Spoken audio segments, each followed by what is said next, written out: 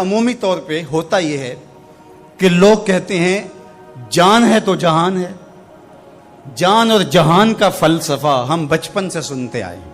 لوگ کہتے ہیں جائیداد چھوڑ دو، فلاں چھوڑ دو، فلاں چھوڑ دو، نظریات پر بھی کمپرومائز کر لیتے ہیں. جب جان نہیں ہے تو پھر باقی کیا؟ جان ہے تو جہان ہے.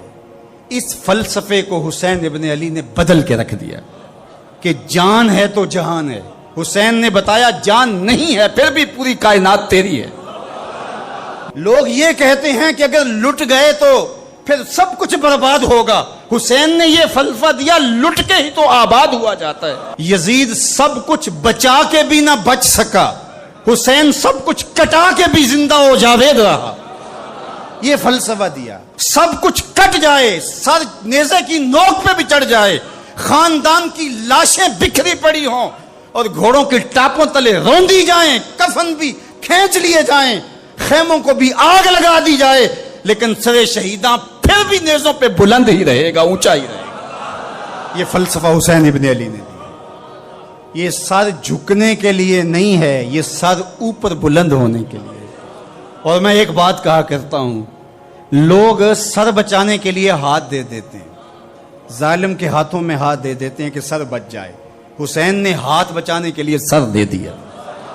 ہم نے بچپن سے لے کر کے لڑکپن تک اور لڑکپن سے لے کر آج تک حضرت نبی رحمت صلی اللہ علیہ وآلہ وسلم کا یہ فرمان سنا ہے، من رآ منکم منکرا فلیغیرہ بیدہ فإن لم یستطع فبلسانہ فإن لم یستطع فبقلبہ وذلک اضعف الایمان او کما قال النبی صلی اللہ علیہ وسلم. تم میں سے اگر کوئی برائی کو دیکھے تو وہ ہاتھ سے روکے، ہاتھ سے نہیں روک سکتا تو زبان سے روکے، اور زبان سے بھی نہیں روک سکتا تو کم از کم دل سے برا جانے. اور یہ سب سے کمزور ترین ایمان کا مرتبہ تھا.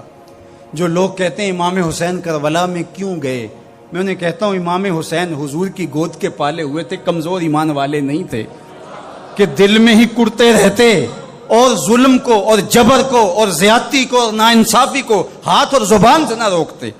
حضرت امام حسین کے خطبے دیکھ لیجئے، قدم قدم پہ خطبے دیے. محمد بن حنفیہ کے نام جو آپ نے وصیت نامہ لکھا تھا، آپ نے فرمایا انی لم اخرج عاشرا ولا بطرا ولا مفسدا ولا ظالما. میں سیر سپاٹے کے لیے نہیں جا رہا اور نہ ہی میں اپنی کسی خواہش کی تکمیل کے لیے جا رہا ہوں. میرے اہداف میں، میری خواہشات کے کسی گوشے میں یہ موجود نہیں ہے کہ میں تخت و تاج حاصل کر لوں گا. انما خرجت لطلب الاصلاح فی امت جدی.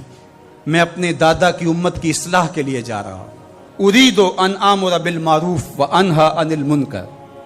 میں امر بالمعروف اور نہی عن المنکر کے جذبوں سے مالا مال ہو کے میں اس سفر کو اختیار کر رہا ہوں.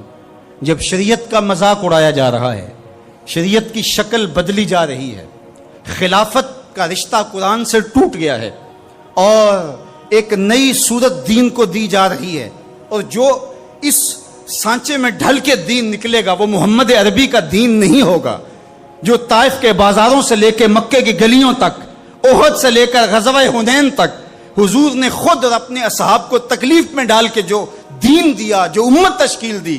یزید اس سارے نظم کو بدل رہا ہے، تو کیا نبی کا نواسا جس کو حضور نے گود میں پالا ہو وہ خاموش ہو کے بیٹھ جائے؟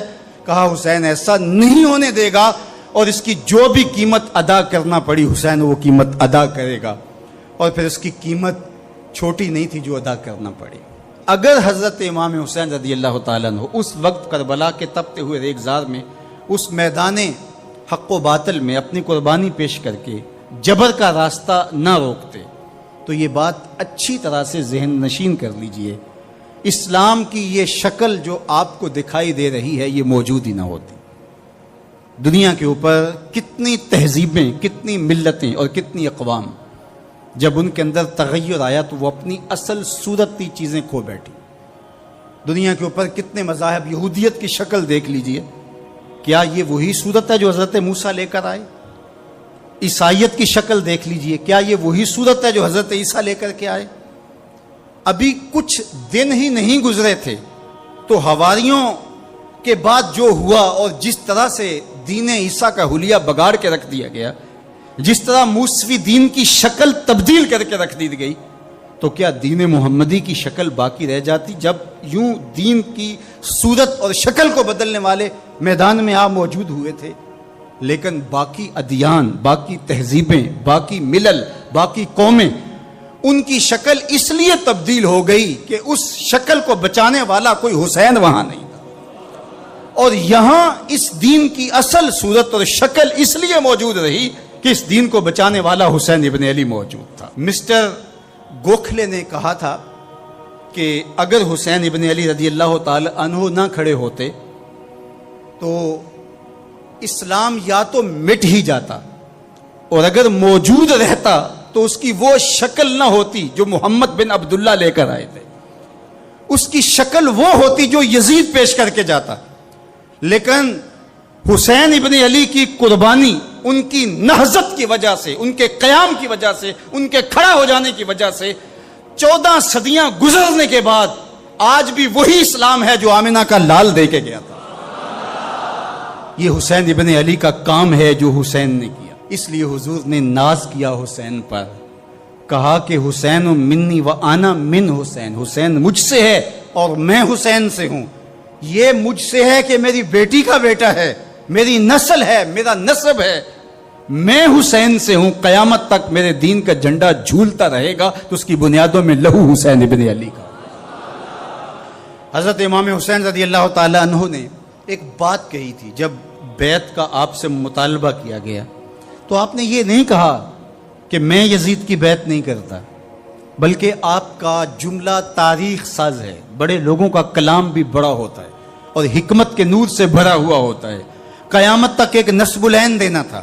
یہ نہیں کہا کہ حسین ابن علی یزید کی بیعت نہیں کرے گا، بلکہ کہا مثلی لا یبایع مثلہ، میرے جیسا اس جیسے کی بیعت کیسے کر سکتا ہے؟ تو یہ قیامت تک کے لیے لاہ عمل دے دیا کہ جو حسین کے نقشے قدم چلنے والا ہوگا وہ وقت کے یزید کے ہاتھ میں ہاتھ نہیں دے سکتا، چاہے گردن کٹ جائے، بازو کٹ جائے، خاندان لٹ جائے۔ یہ حسین ابن علی کا پیغام ہے۔